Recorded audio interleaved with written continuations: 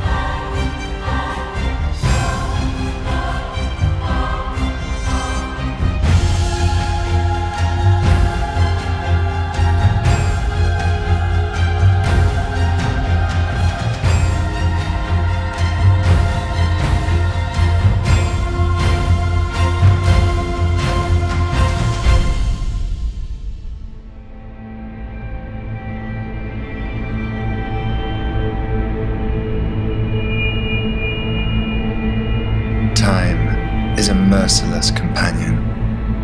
Each moment that passes of our lives is transient, for as soon as it happens, it's already become a memory. So how did we get to where we are today? I think a lot of us were inspired by Bitcoin arriving on the scene, and I think we're seeing play out a set of events that we've seen with other technologies before. When the car first came on the scene, there was the Ford Model T, and it was just a car that, just one product. And over time, as that product matured, it became modified to be specific to different use cases. We had trucks to carry heavy goods, sports cars, and we had lighter vehicles, and a whole broad array of products, all aimed at the same technology, but aimed at different use cases. The time and space interweave to form a unified fabric to our universe. But time isn't like those other dimensions. Whilst we can easily move in any spatial direction we please, we appear impelled to move only forward through time. No stopping and no reversing. We have this new technology, blockchain, and we have all of these different use cases that people want to apply that technology to: payments, securities, reconciliation, trade finance.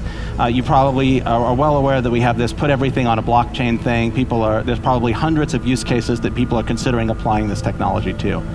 But one of the things that we notice is that at the root of most of these blockchains is a payment. So if it's trade finance, when the trade is financed, there's going to be a payment.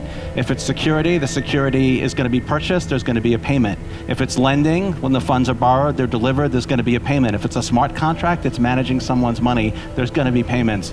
So what we observed is that the main problem at the root of all of these use cases is payments. Good payments make all of these use cases easier. Bad payments make all of these use cases harder.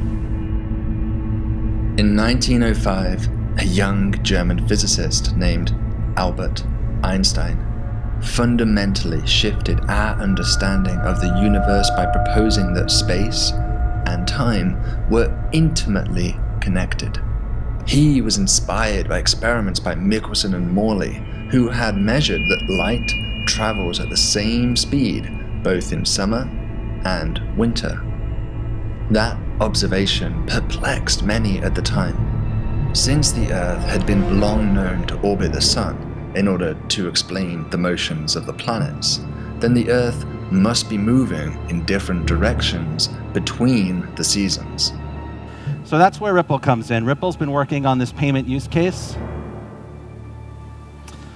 We have over 210 team members. Now it's over 250. Our main offices are in San Francisco.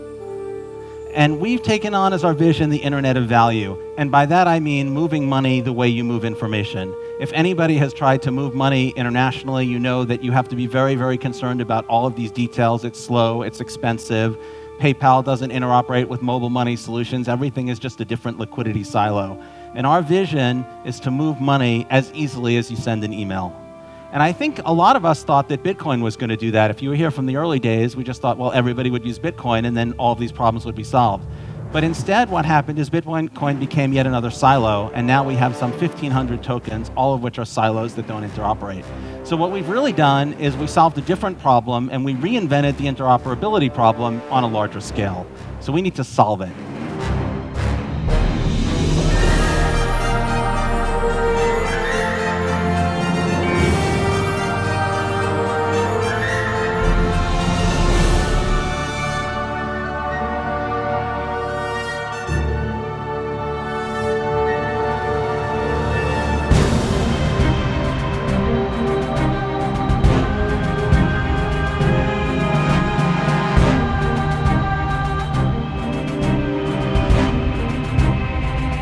Mission focused on enabling payments everywhere, every way, for everyone. Now I want to focus on this for a moment because the most important word for us in this statement is enable. Many of you in this room today are our customers, our partners, and it is through you, it is with you that we are partnering to enable these payments.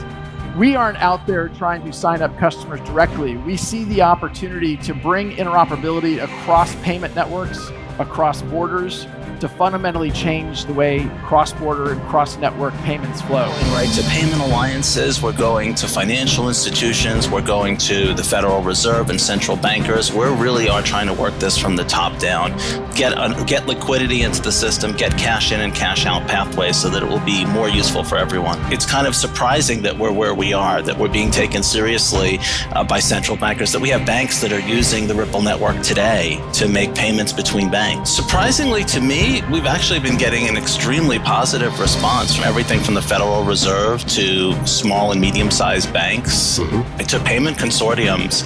Everybody seems to recognize that the payment system is broken. We're a long way. Unfortunately, we're a long way from making these systems safe enough for mass consumer direct use. Right. If I had to guess, I would say the fastest would be 2 to 3 years, which is really not that long. No. Yeah, technology moves very, very quickly. Like Bank of America, are they open to Ripple right now? And if they are, or when they are eventually, how can Bank of America use Ripple right now today? They are surprisingly open. That's another one of the things that really surprised me, because you kind of think of the existing financial system as perfect for banks and banks not wanting to disrupt a system that works well for them. But actually, banks have huge problems in payments.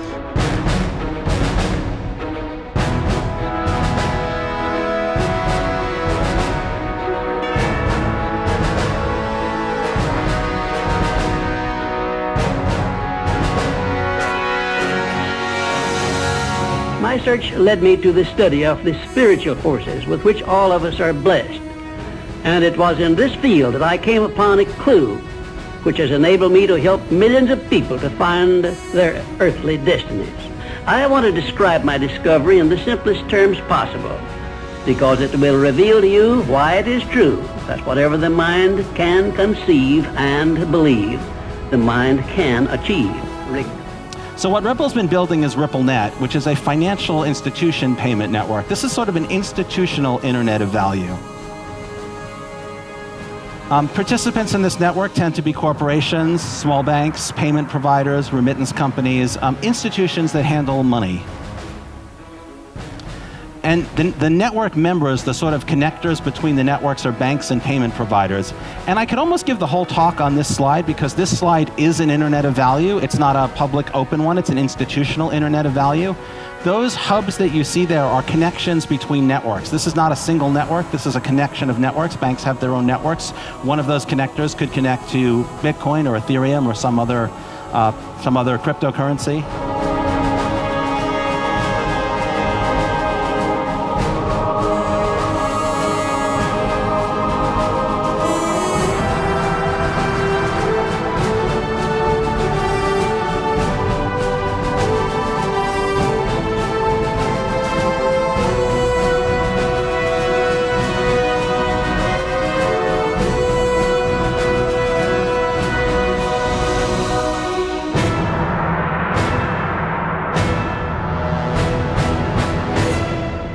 welcome Marjan Delatin, Head of Global Banking at Ripple.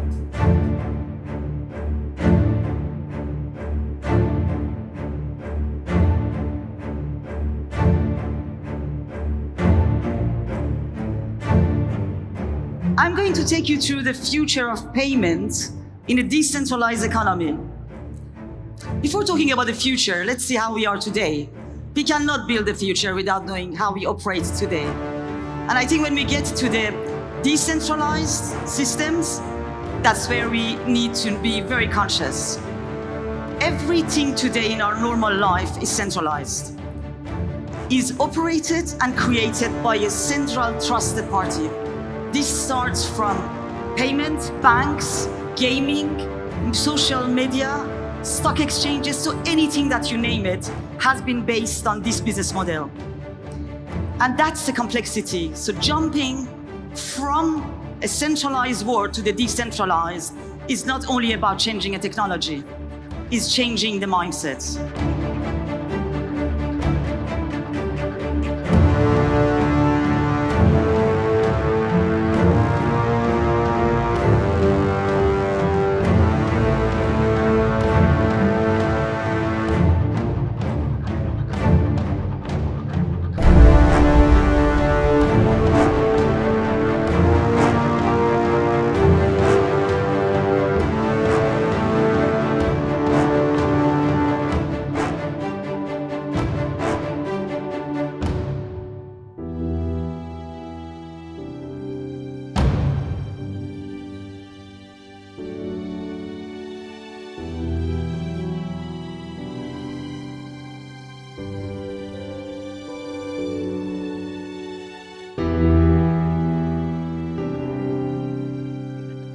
Since the inception of the XRP community, it's been drilled into our heads that banks will never use XRP, banks will never touch XRP, banks will never look at XRP, banks will never think of XRP. Now, I'm proud to be able to come to you guys today and say that banks will use XRP. By numerous statements from SBI CEO Yoshitaka Kitao over the last month or so, he has made numerous statements committing to using XRP within their banking institute. The SBI CEO, for whoever's watching this, please look into every single statement he has made over the last week or month.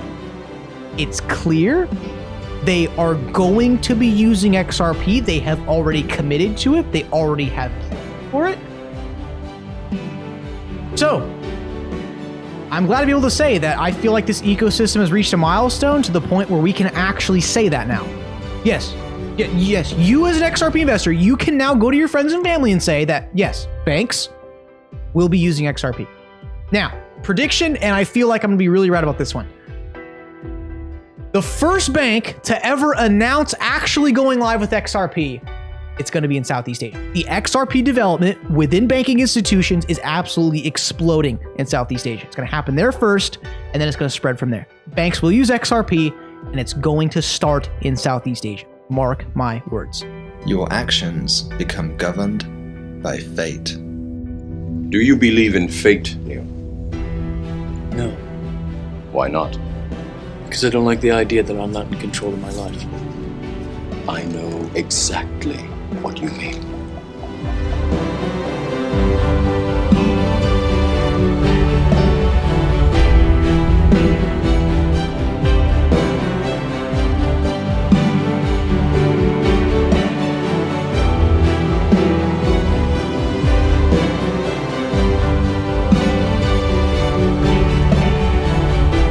There was a lot of proofs of concept, prototypes into 2016. 2017, we started to see real money pilots supported by a lot of the consulting firms started getting interested, whether it's Deloitte or Grant Thornton or Consensus, and like there's a lot of expertise out there now. Last year, we formally made the decision, let's take some of this to production, which actually means now out of the lab and have to go through the new products committee, 11 separate subcommittees, each one has 10 people, none of whom understand technology, all of whom have the power to say no, none of them have the incentive to say yes. I don't know why I took on that job actually, but I got it. And additionally, you have to work with the regulators. Santander, we're a Spanish bank. Local regulators, Banco de España at the central bank level as a proxy for European Central Bank. And then the CNMV, which is the Spanish equivalent of the FCA or the SEC. It's the securities regulator. So before you can do anything real, you have to sit down with everybody internally, all the lawyers, 15 internal attorneys. I'm not popular in the legal department. We had outside counsel, actually Allen and Overy, Madrid office of A&O and London office of A&O. It was complicated to figure out how do we actually take these things live. And now the first live platforms that are blockchain-based or distributed ledger-based are available incrementally.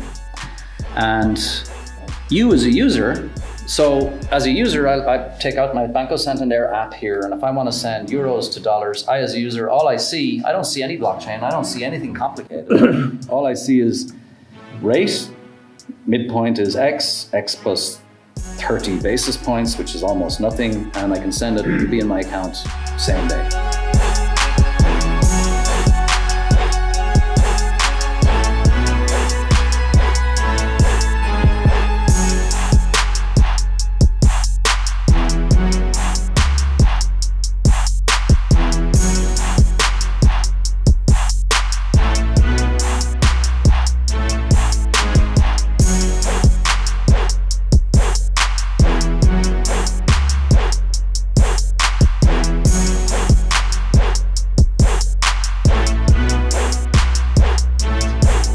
So whatever it is you want your life to be, you might run out of time if you don't do it now.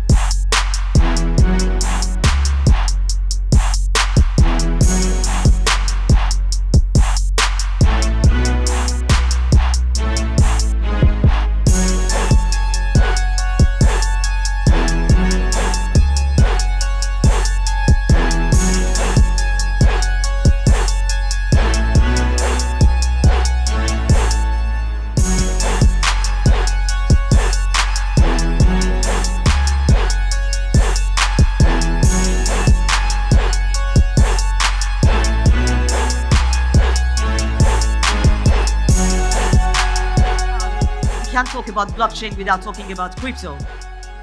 Crypto assets. So I've discussed around the cost of the cross-border transaction today. Most of this cost is related to the pre-funding. So in other words, your banks or any financial institution send 48 hours in advance the funds into the destination country. This has a cost, and they are obliged to maintain multiple accounts in different currencies. So that means that they are exposed to the FX rates and they are exposed to the counterparty risk. Well, is there any other way?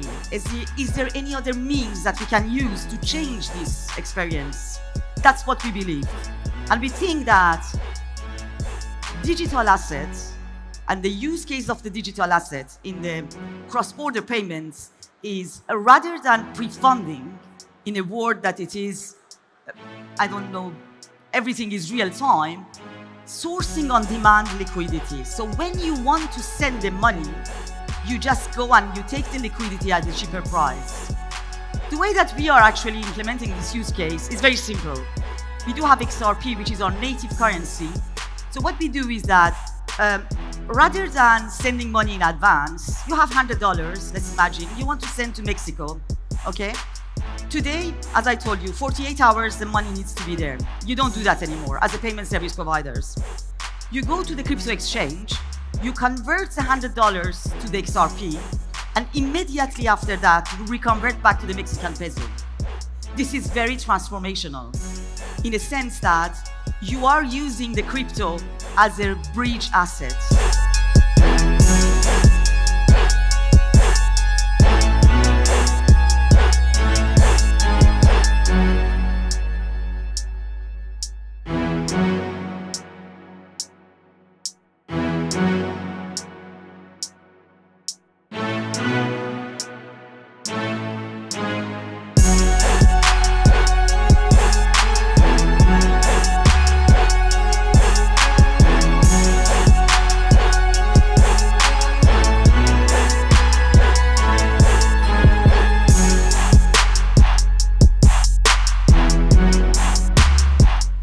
I don't have to tell you things are bad. Everybody knows things are bad. It's a depression. Everybody's out of work or scared of losing their job. The dollar buys a nickel's worth. Banks are going bust. Shopkeepers keep a gun under the counter. Punks are running wild in the street. There's nobody anywhere who seems to know what to do, and there's no end to it. We know the air is unfit to breathe and our food is unfit to eat. We sit watching our TVs while some local newscaster tells us that today we had 15 homicides and 63 violent crimes, as if that's the way it's supposed to be. We know things are bad, worse than bad. They're crazy. It's like everything everywhere is going crazy, so we don't go out anymore. We sit in the house, and slowly the world we're living in is getting smaller, and all we say is, please, at least leave us alone in our living rooms. Let me have my toaster and my TV and my steel-belted radios, and I won't say anything. Just leave us alone. Well, I'm not going to leave you alone.